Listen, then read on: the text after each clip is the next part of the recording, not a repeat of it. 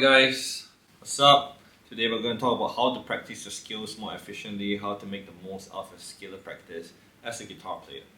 So the guitar is built kind of weird that, we have our notes going horizontally up the neck and also vertically, which is like position playing. And a lot of times we've got to combine both together, right? So how do we make the most out of practicing our skills as a guitarist? So we can look at it first as at the horizontal side of things. We can play the scales up and down the neck on a single string.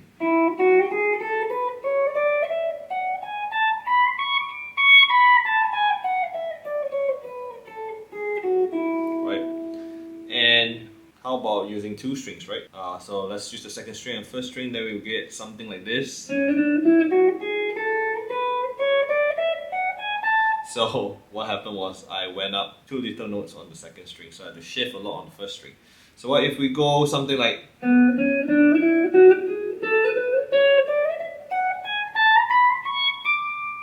right? So you just want to go around and play around where you want to shift. So if you shift here at the second string, then on the first string you got to shift more up here, right? If you change strings here, then you have more notes on the second string, more notes on the first string. And what happens if you do it in 3 strings, right?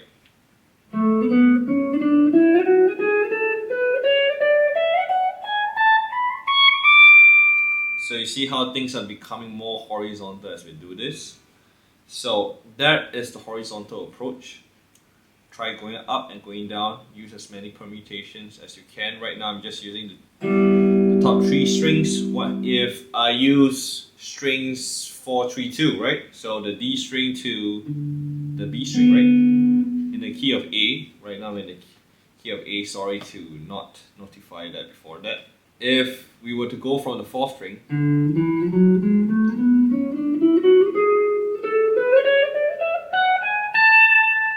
I'm not touching the first string at all, right? I ended on the 2nd string. I can go back.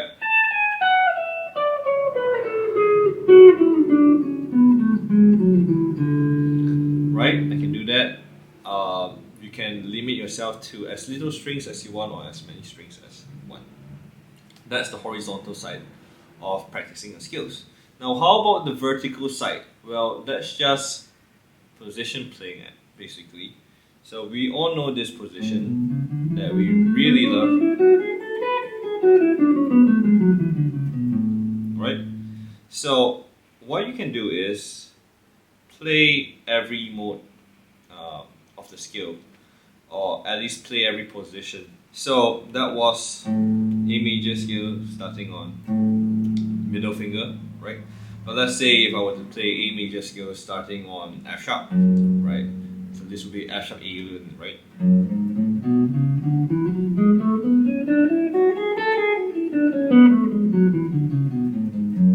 Right, I could do that. Do that across the neck, and you have like vertical playing or position playing, right?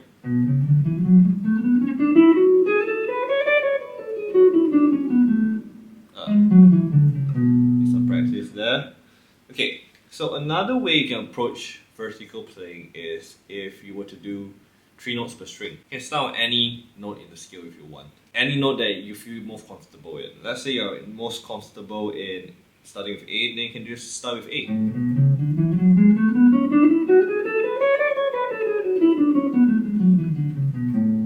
Right? And then, once you're comfortable with that, try a different position. Right? Start maybe here. Oops. We're still in A. I made a mistake there. Whenever you make a mistake, just correct it. I'm just playing much faster right now to demonstrate than when I practice on my own. That's 3 notes per string, and it's quite common for guitar players to do that. What about 4 notes per string? Now when we do 4 notes per string, we are shifting towards moving from vertical to horizontal, kind of like combining the two essentially, right? So if I were to do 4 notes per string,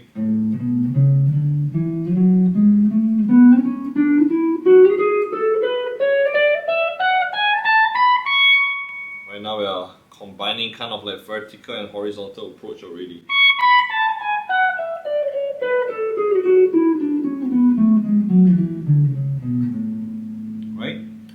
And same with the single string scale practice that I mentioned at the start. Once you combine like two strings, you are almost kind of shifting between vertical and horizontal play rather than on one string. This is a lot of things to practice, and you don't have to do all of it at once. You can just pick something that you're not really comfortable in and work on it. For example, if you've been playing position playing your whole life and you're like, hey, you know what, my single string practice is not so good, just do single string then. If you're having trouble finding the notes and you need to slow it down, just do it really slow.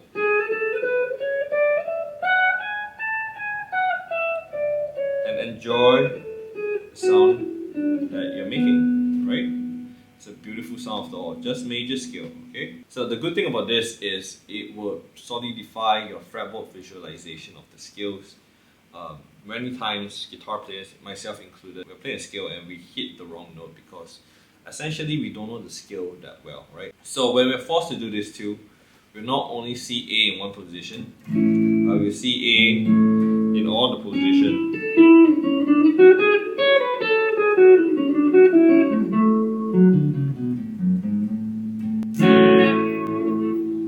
So this is the first part of practicing the scales.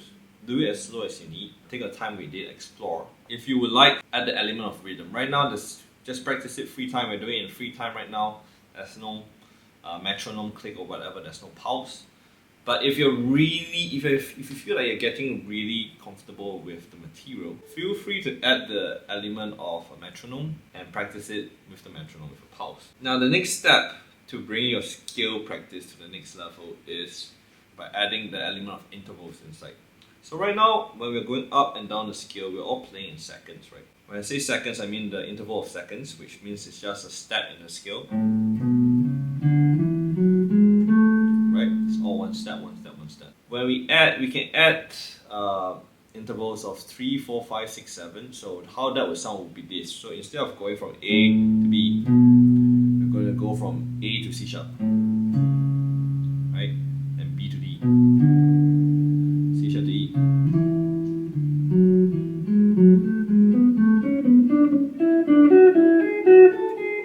And a lot of you guys have heard this pattern already. This is quite a common pattern. Why not try it in fourths now? And that's a bit trickier.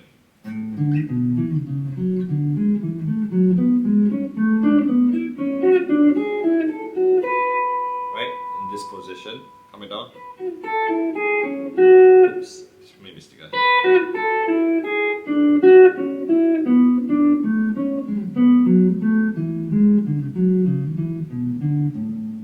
That's in fourths, doing it in fifths.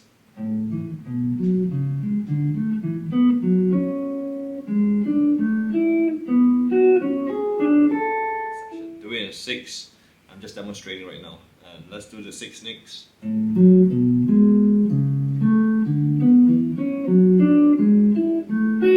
doing it in sevens.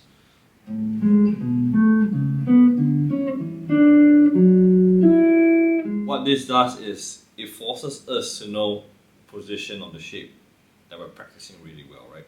And you could do this thing with whatever I just mentioned earlier, whether it be one string or two string limitations. For example, if you were to do one string, right? Let's just take the first string. We're going up in thirds, right?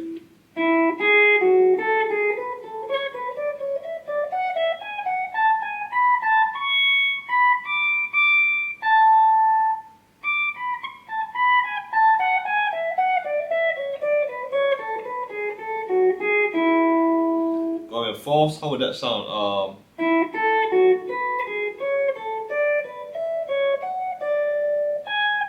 Going in fifths too. This is kind of tricky. I don't think it's very common.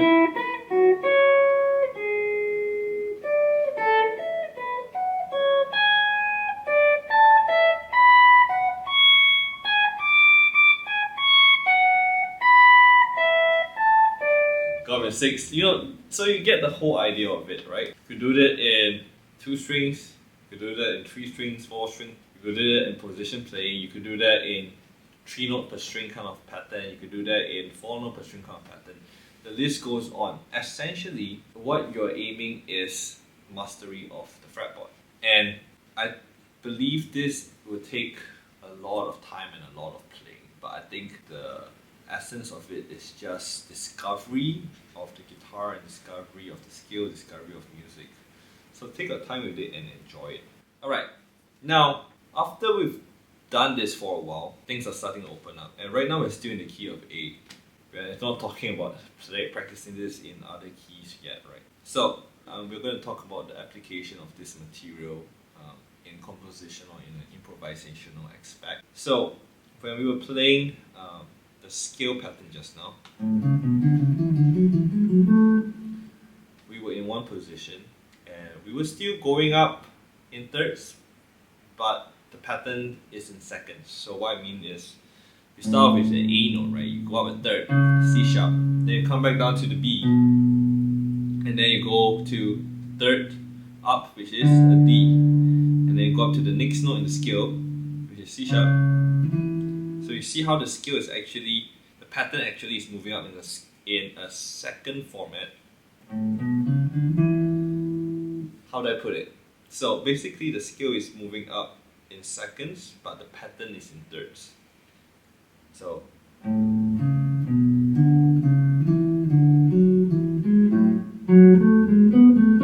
right? Same thing we did with fourths, right? The scale is going up in seconds. The scale pattern is going up in seconds, but the pattern is in fourth.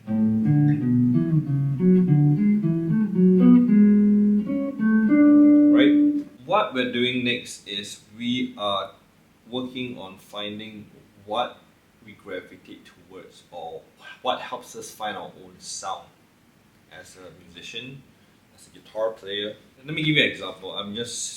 Let's say if I take seconds and thirds. So I'm going to go up second, the scale pattern of seconds and thirds. Instead of only one interval scale pattern, which were thirds just now, there's two intervals in the scales right now, seconds and thirds. So I'm going to go, and this note I'm going to go up with third. Right? Now we're still going to go up the scale in seconds, right? But now the scale pattern has two intervals. So the second and then the third.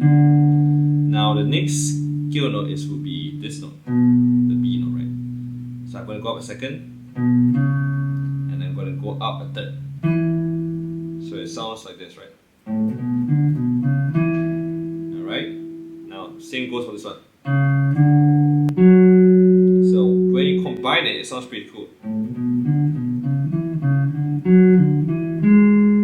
See that?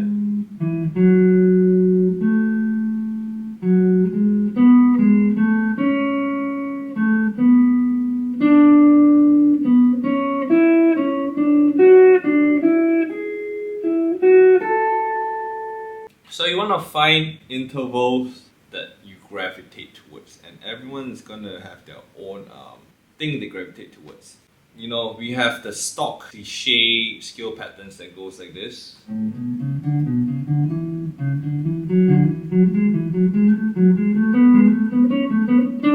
Right? And basically those are just going up by seconds. 4 note patterns. 1, 2, 3, 4, 1. Right? Just choose a bunch of intervals. Basically, you can choose how many notes you want to group together, what are the intervals you want.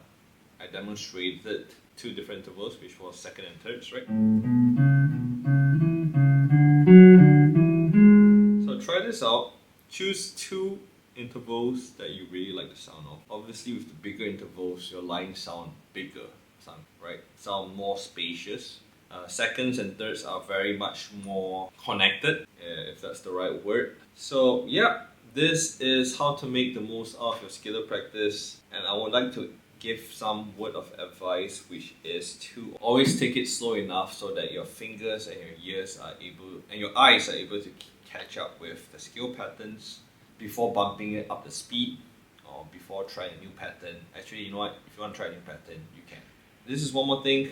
Make sure you get it underneath your fingers before you add the element of time and rhythm, because you don't want to be making the same mistakes and your fingers thinking that it's the right notes. So do it in free time first, out of time, and then do it with metronome really slow, and feel free to experiment and play around. And if you can, I will also say practice the pattern fast. And if you fumble and you mess up, you know you haven't gotten the pattern down yet, so you just gotta stick with it for a while. Now, practicing fast is really important because you figure out certain fingerings work and certain fingers don't. Once you get really good with a key, I would also highly recommend practicing a lot in one key before moving on to a different key, because when you know it really well in one key, when you move on to your next key, it's going to be so much easier. But this is like a lifelong journey or process. There's endless variations and permutations of scales, scalar patterns that we have. And this is major scale. We're not even talking about melodic minor or like diminished scale yet. So enjoy the practice, have fun, and I'll see you guys in the next video.